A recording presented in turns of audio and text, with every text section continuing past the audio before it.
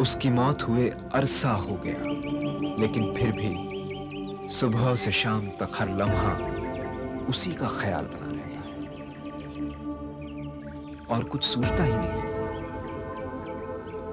नीम अंधेरे से शफ़ाक उजालों तक मेरी बूढ़ी आंखें जो कुछ भी देख पाती हैं, जो कुछ भी छू पाती हैं, वो हर शय चीख चीख कर बस एक ही सच्चाई बार बार दोहराती है कि वो नहीं है, वो गुजर चुकी है, मौत के सिफर में फना हो चुकी है, वो मर चुकी है। उफ, मुझे जाना होगा, मुझे भी यहां से जाना ही होगा, कहीं दूर दूर, यहां से बहुत बहुत दूर।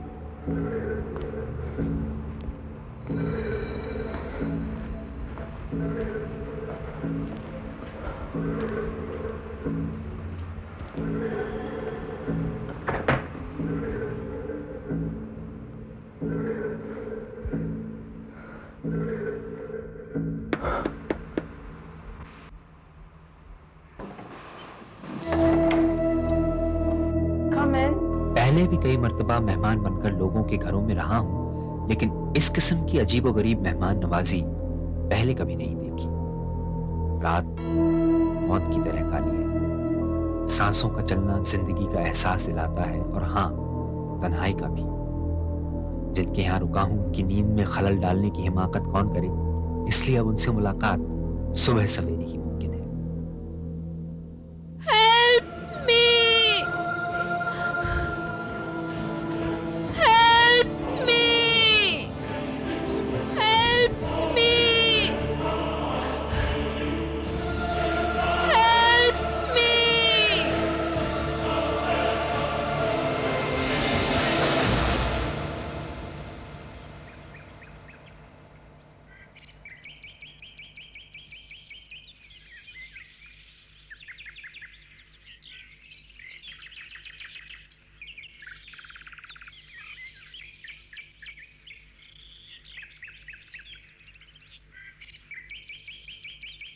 कैसे दबे पांव मौत मेरा पीछा करती रहती है। अल सुबह जब सैर पर निकला तो सबसे पहले मौत का जुलूस दिखाई पड़ा। बाहर पगडंडी पर मातम पुरसी के लिए जाते लोग, और मेरे सहमे हुए जहन को चुपता हवा का वो झोंका जिसमें मौत की ठंडक है। जाने दीजिए फादर, एक कुंवारी का जनाजा है, जाने दीजिए। माजरा क्या है?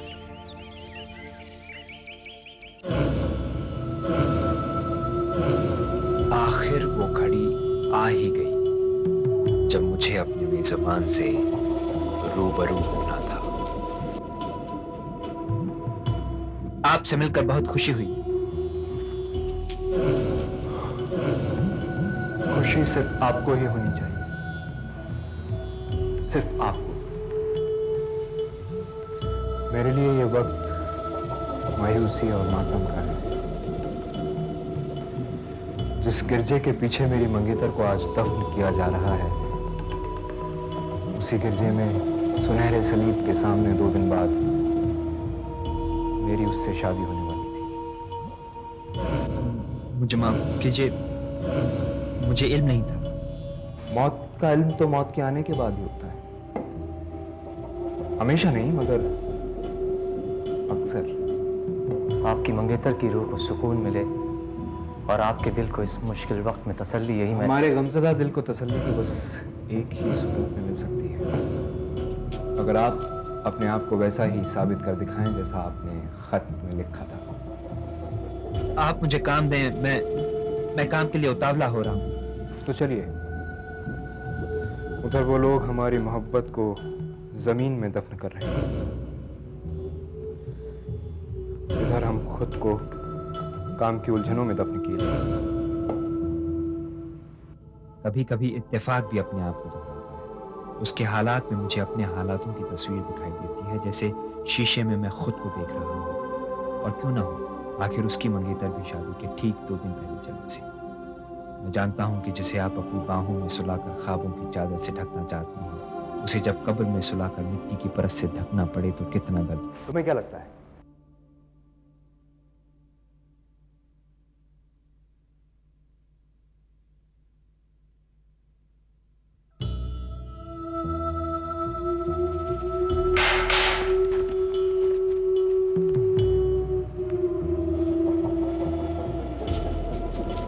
बरसों से मैं एक ऐसे आदमी की तलाश में हूं जो तिब्बती जबान में लिखी इन तमाम किताबों का तर्जुमा मेरे लिए कर सके। कहां से सीखी तुमने ये जबान? जिसकी पैदाइश हिमालय की तराई में हुई हो, उसके लिए कोई मुश्किल काम नहीं। तुम्हारा घर वहां है? मेरा अनाथालय कहिए। एक बहुत भला आदमी चलाता था उस अनाथालय को, फादर एग्नेलो। वो दुनिया भर की जबानें फर्राटे से बोलते थे। मुझे पता नहीं क्यों बहुत चाहते थे फादर एग्नेलो। जो कुछ खुद जानते थे मुझे भी सिखा दिया। फिर तो इस किताब का तर्जुमा करने में तुम्हें कोई मुश्किल नहीं होगी। जी, कोशिश करूंगा। The Tibetan book of the dead.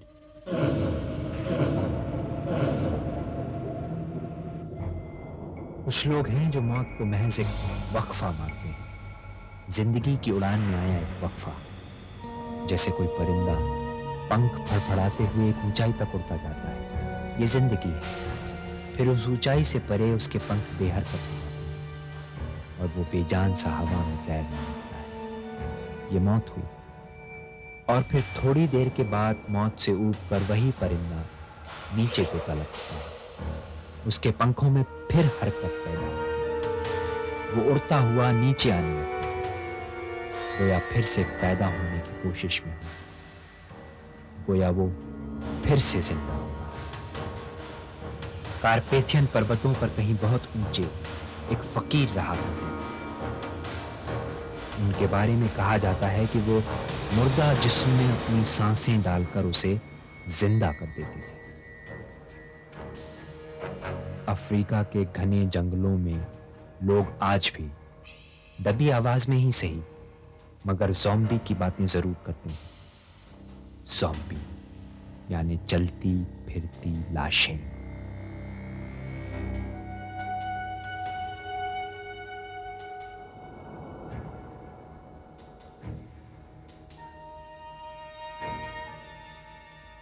लगता है मुझे छुटकारा नहीं मिलेगा। जहां भी जाता हूं मौत के साए मंडराते रहते हैं। हर जगह मौत मौत और बस मौत। दिन पर दिन मिस्टर अल्मीडा मुझसे मौत की बातों का तर्जुमा करवाने में लगे रहते हैं। लोग जिंदगी जीते हैं, मैं मौत जी रहा हूँ।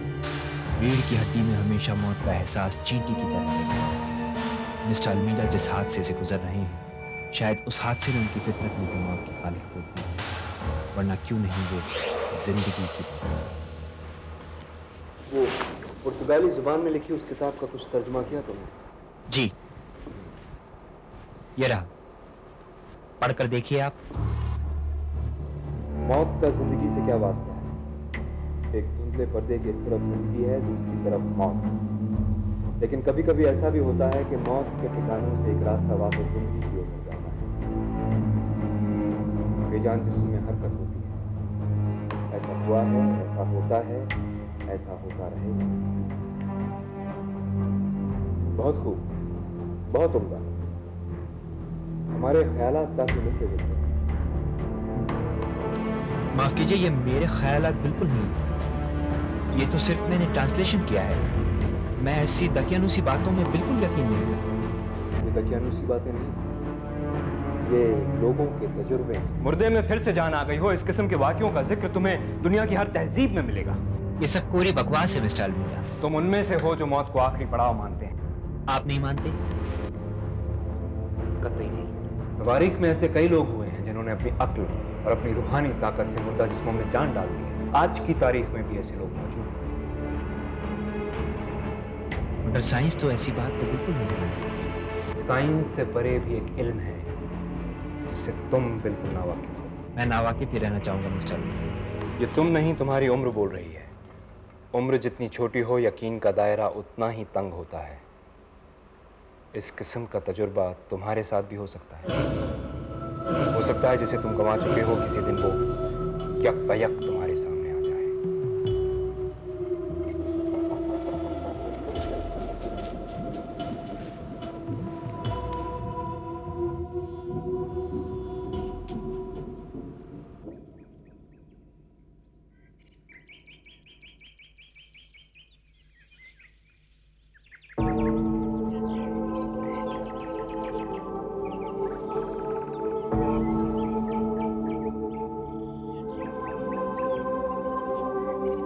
पल भर की उम्र का जैसे मेरी महबूबा, वही शादी का सफेद जोड़ा, वही कदकाठी, मगर कहाँ गायब हो गया?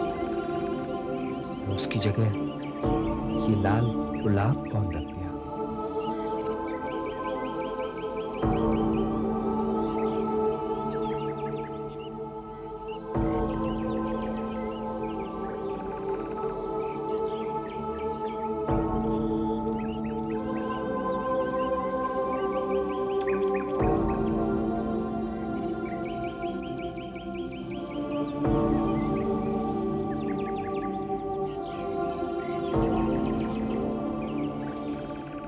क्या मुर्दे वाकई जिंदा हो सकते हैं? अगर मैं इस बात पर यकीन करने लगता हूं तो एक अजीब सी खुशी महसूस होती है। उम्मीद बनने लगती है कि अपने जिस प्यार को गंवा बैठा हूं कब्र से उठेगा, मेरी बाहों में आकर लेट जाएगा। लेकिन अगले ही पल यकीन नहीं होता। फिर भी मिस्टर अल्मीडा की दलीलों में दम तो है। उसकी दलीलों ने ही तो मुझे धकेल कर इस कब्रिस्तान में ला खड़ा किया है। यहाँ जो लाशें हैं, नहीं लाशें नहीं, लोग। यहाँ जो लोग दफन हैं वो मरे नहीं हैं, बल्कि चैन की नींद सोए हुए हैं।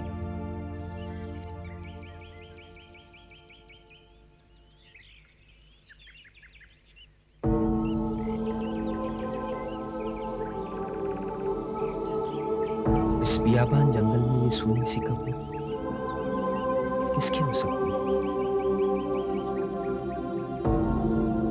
गिरजे की पाक जमीन से इतनी दूर किसे दफन किया गया है?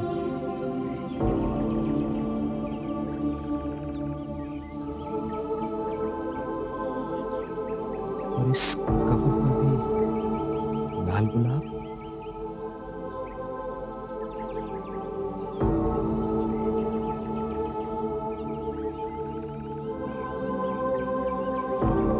रोसमारी अलवीरा।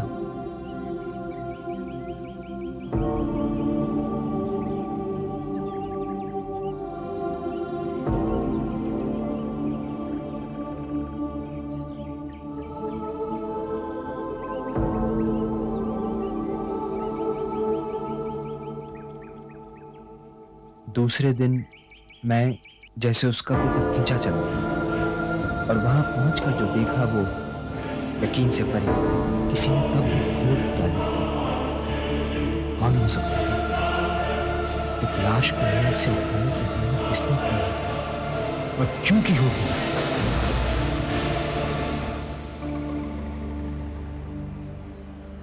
इस कदर अजीबोगरीब वाक़ये मेरी जिंदगी में पहले कभी नहीं हुए। हर चीज उलझी हुई और किसी उलझन का सिरा नहीं।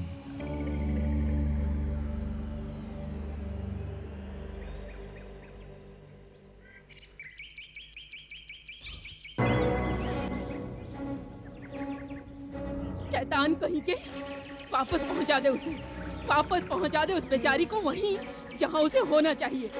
वापस लौट जाने दो उसे, नहीं तो वो कभी चैन से नहीं रह पाएगी। मेरी बात मान जा, नहीं तो तू बहुत बुरी मौत मरेगा। मैं तेरे आगे हाथ जोड़ती हूँ, तू भी चैन से नहीं जी पाएगा। बहुत बुरी मौत मरेगा तू। और तू उसकी जिंदगी को तो तूने जहन्नुम बना दिया था, उसकी मौत को तो जन्नत नसीब होने दे। मैं कहती छोड़ दे उसे।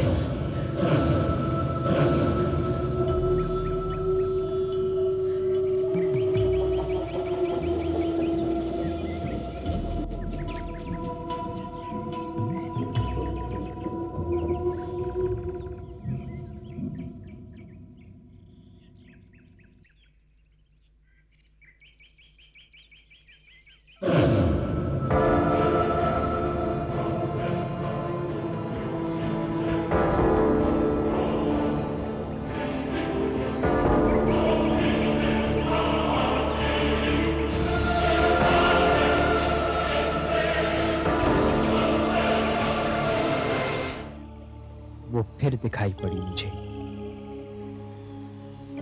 घने बियाबान जंगलों में बेचैन रूह की तरह तन्हा भटकती, घूंघट काढ़े, शादी का लिबास पहने, जैसे मेरे ही इंतजार में टहल रही।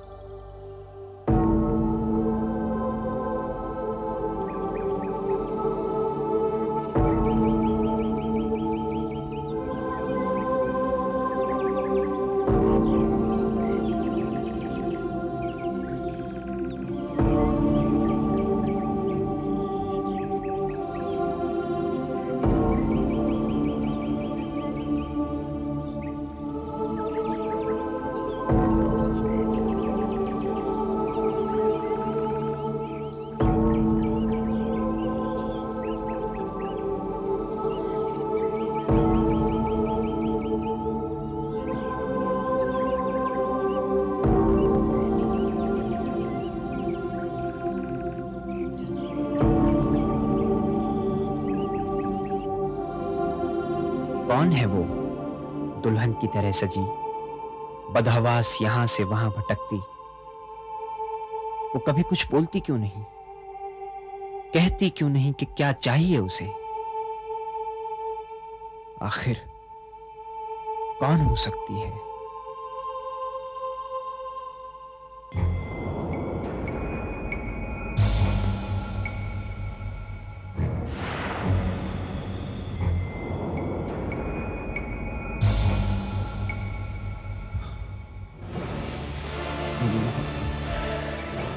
मेरा पहला पहला प्यार, मेरा इकलौता रिश्ता, कहीं मैं तुम ही तो नहीं हो? परसों इस ख्याल में जीता रहा कि तुम मुझे छोड़कर जाती थी, लेकिन तुम्हारी मौत कहीं कहीं सपना तो नहीं थी।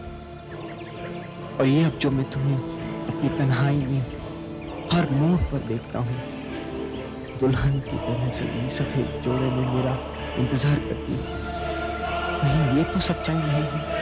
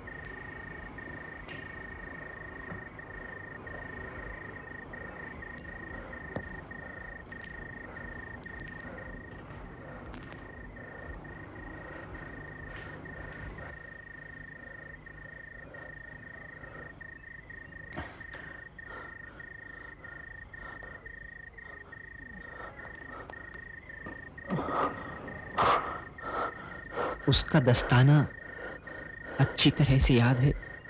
इसी दराज में तो रखा था, मगर अब नहीं है। कहाँ गया?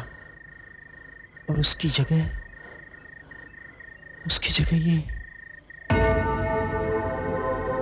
ये सुर्ख गुलाब कहाँ से आ गया?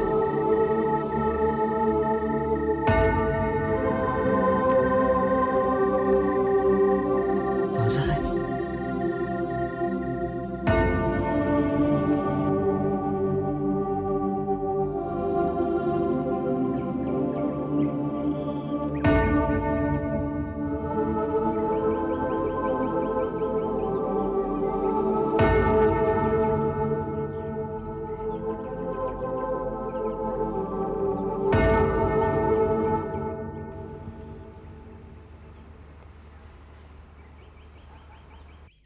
आपके इस आलीशान घर में हर खूबसूरत चीज मौजूद है मिस्टर अलमीडा, सिवाय फूलों के। वो इसलिए कि फूलों में मुझे खूबसूरती नजर नहीं आती। पर मुझे तो हर किस्म के फूल पसंद हैं। आपकी और हमारी फितरत में यही तो फर्क है। आप जो भी फूल देखते हैं बस उसी से मोहब्बत कर बैठते हैं, मगर हमारी मोहब्बत सिर्फ एक के लिए है। सिर्फ एक ही फूल हमें पसंद है। कौन सा फूल? गुलाब, सिर्फ गुलाब, बस और कुछ नहीं। गुलाब। जानते हो क्यों? जी। क्योंकि इस इलाके में हमारी तमाम रियाया ये मानती है कि जहां गुलाब के फूल हों वहां शैतान कभी नहीं भटकता। लोग तो ये भी मानते हैं कि जैसे गुलाब के फूलों के साथ दफन किया जाए उसकी रूह कभी नहीं भटकती। वो मुर्दा कभी जिंदा नहीं हो सकता। लेकिन सुबह सुबह ये क्या फिजूल की बातें लेकर बैठ गए हम लोग। इतना सारा काम पड़ा हुआ है यहाँ, इतनी ढेर सारी किताबें हैं जिनका तर्जुमा करना बाकी है। जल्दी करो जी, वक्त नहीं है हमारे पास। जी।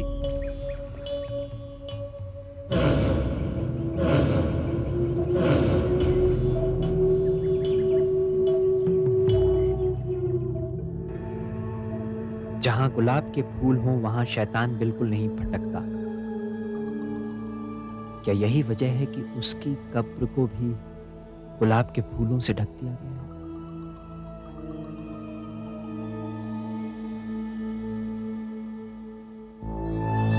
वाकई बड़ी अजीब रवायतें हैं इसके। सारे आईने काले कपड़ों से ढककर रखे गए। इसकी वजह मालूम मिस्टर अलमीडा की सलाह पता नहीं।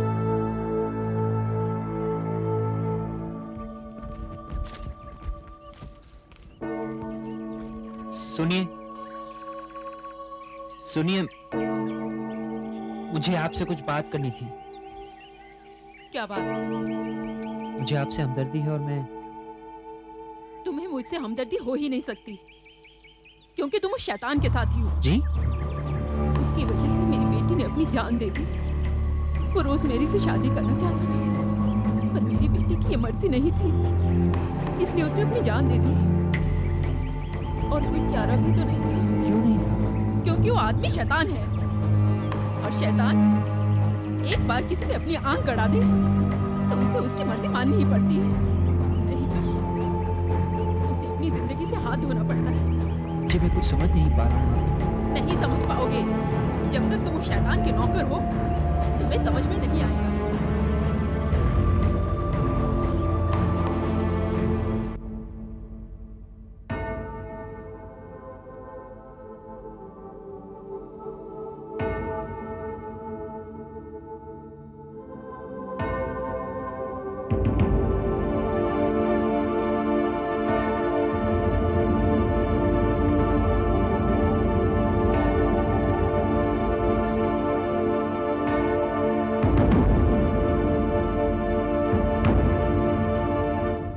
दुल्हन के लिबास में सजी हुई वो लड़की रोजमारी ही है, और वो कुछ चाहती है मुझसे, पता नहीं क्या।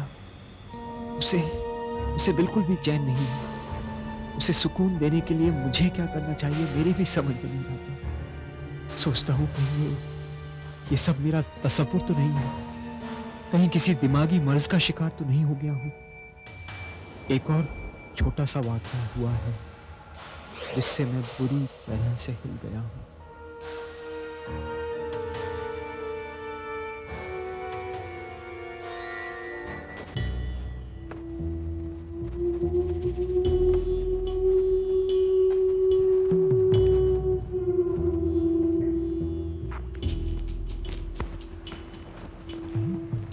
जोसेफ जी? तुम चलो मेरे साथ, तुमसे कुछ बातें करनी है।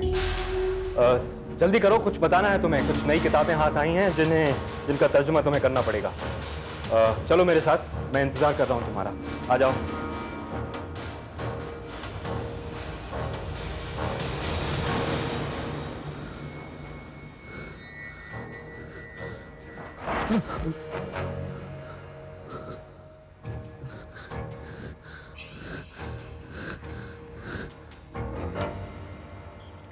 मेरी समझ में नहीं आया कि सच क्या था।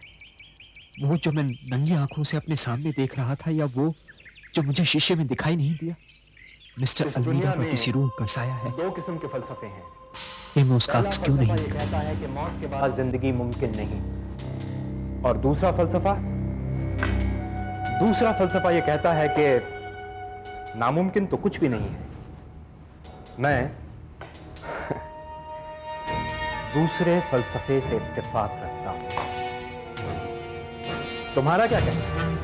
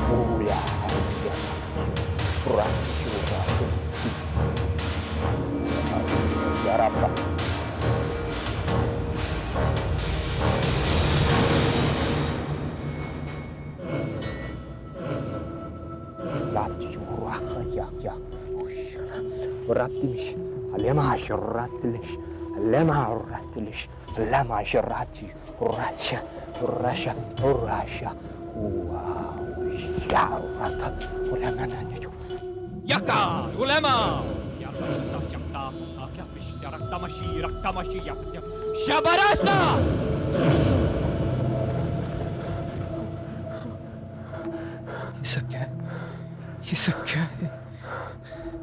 मिस्टर अलमीडा तो रोजमारी की मुद्दा जिसमें को जिंदा करने में लगा हुआ है, और मैंने ही उसे तरीके बताए हैं। मैंने ही उसे तरीके बताए। तुम्हारे आ जाने से हमारे काम को काफी रफ्तार मिली है, लेकिन अपने काम में हम किसी किस्म की दखलंदाजी या ताक झांक कतई बर्दाश्त नहीं करेंगे। खैर देखो, हम जो चाहते हैं वो होता नजर आ रहा है, बस एक गुत्थी और सुलझानी होगी तुम्हें।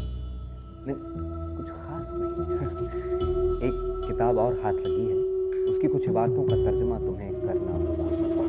वो हो गया तो समझो सब हो गया। फिर इन तमाम रूहानी ताकतों के इस्तेमाल का हुनर हमारी मुट्ठी में होगा। ये क्या कर रहे हो?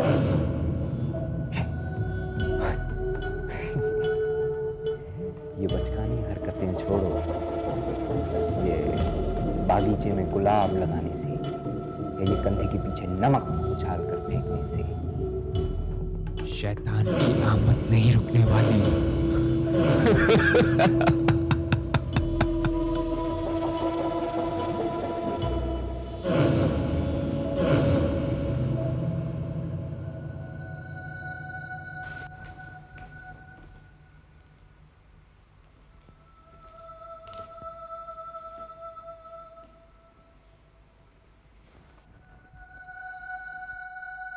मिस्टर अल्मीडा यहाँ कब से हैं? मैम कहां से आए हैं? कौन है मिस्टर अल्मीडा?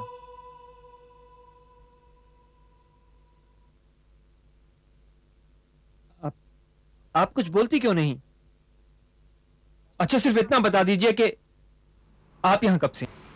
60 वर्षांनी आयल्या, सुमार 20 वर्षाची खाल्ली। आता तू माझे पळे पळे 60 साल से आप यहाँ हैं?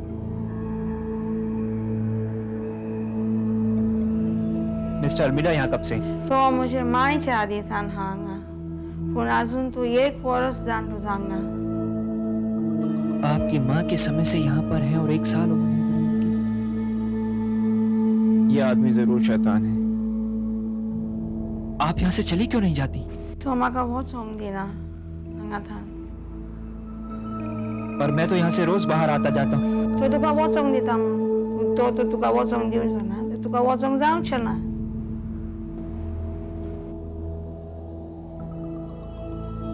देखते हैं।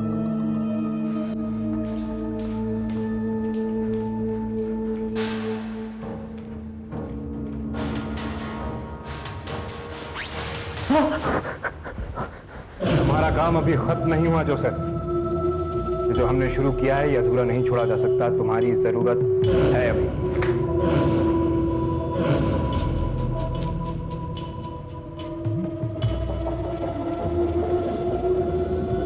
तुम नहीं जा सकते।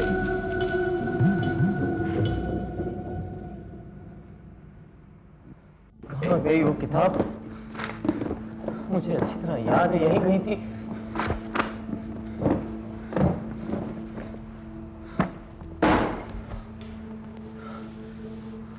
इजिप्शियन, मिस्र की जुबान तुम ये भी जानते हो ना? हाँ, लेकिन ठीक से नहीं जानता। कोशिश करो। मुझे इस इबारत का तर्जुमा आज ही चाहिए, आज।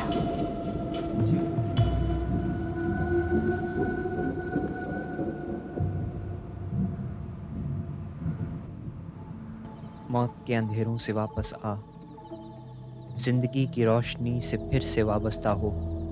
सांस ले, मेरे पास आ। उठ, मेरे पास आ।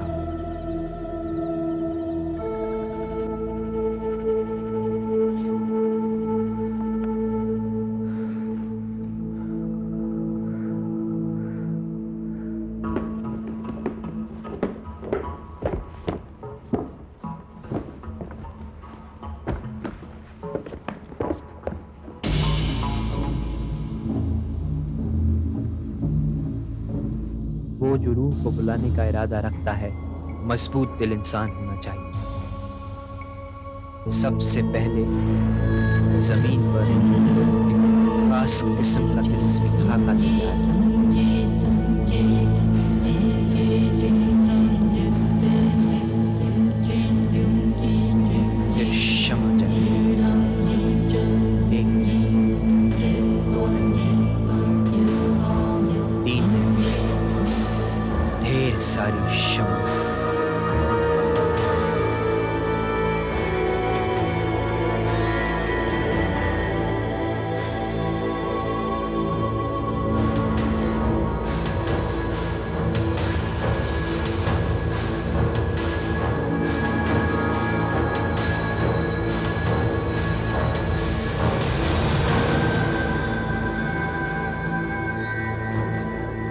और फिर मंत्र पढ़ा।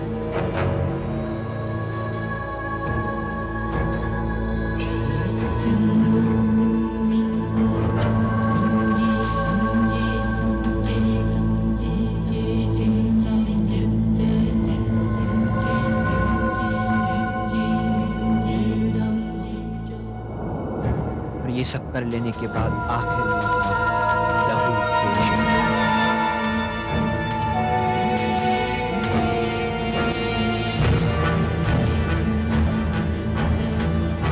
ओ काले साए, मेरी मदद के लिए आओ। मैं खुद को तुम्हारे हवाले करता हूँ। मेरी 3 मुरादें पूरी करो। आओ आओ आओ।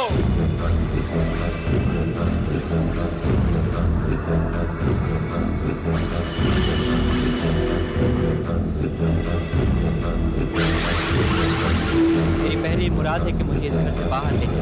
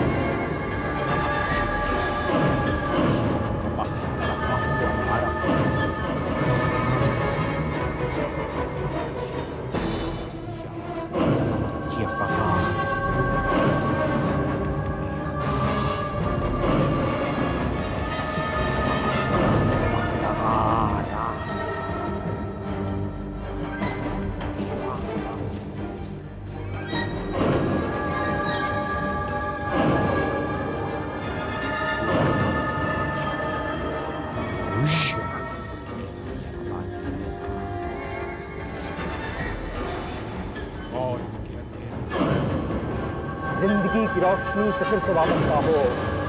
सांस ले, सांस ले, सांस ले, मेरे पास आ। उठ। मैं तुम्हें रोकने आया हूँ मिस्टर अलमीडा। हवा में इस तरह के अल्फाज उछालकर तुम मुझे रोक नहीं सकते। जिंदगी ने इसे मुझसे छीन लिया है। मौत के जरिए मैं इसे हासिल करूंगा। कोई शय मुझे रोक नहीं सकती। शबरस्ता! मौत के अंधेरों से वापस आ। जिंदगी की रोशनी से फिर से वाबस्ता हो। सांस ले, सांस ले, सांस ले, मेरे पास आ। उठ। मेरी दूसरी मुराद है कि इसे खत्म कर दो।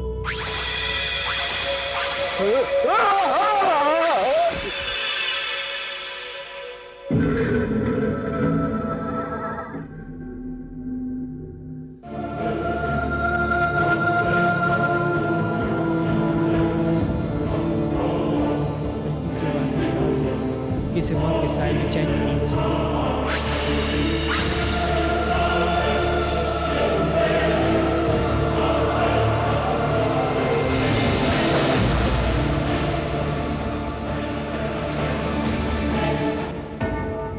उसे अपनी बाहों में उठाकर उसकी कब्र तक पहुंचा ही दिया।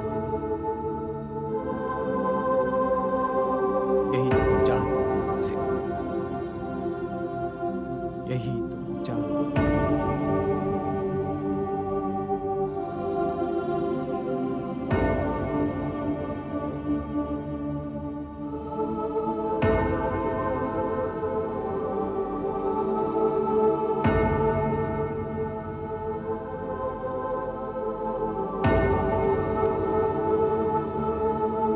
आखिर उसे चैन की नींद नसीब